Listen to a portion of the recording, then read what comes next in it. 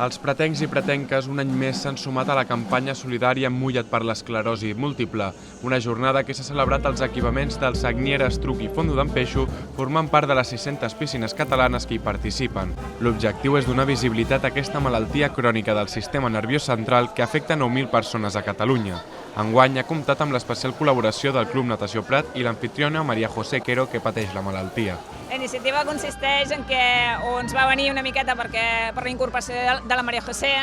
que ella pateix esclerosi múltiple, i aquest any des del club volíem impulsar una miqueta més aquesta activitat. Volíem aportar els nostres nedadors, volíem aportar també la nostra experiència i que aquesta activitat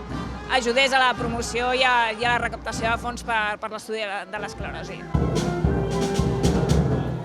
La jornada ha estat amenitzada amb les interpretacions de la banda de música del Prat, presidida per la mateixa Maria José, que ha unit els seus dos hobbies per una bona causa. M'ha fet molta il·lusió el fet que al setembre em vaig apuntar al club de natació i des del primer moment, coneixent que pateixo esclerosi múltiple des de fa 27 anys, la Marta Galvas i el nostre entrenador, el Pedro, que per aquí està donant voltes també,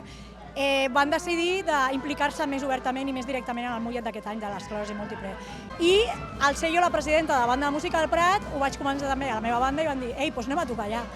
Durant la matinal, els usuaris i usuàries dels equipaments han col·laborat en aquesta iniciativa solidària mullant-se, fent metres a les piscines i formant part del salt Mulla't simultani que s'ha dut a terme a les 12 del migdia a tot el territori català.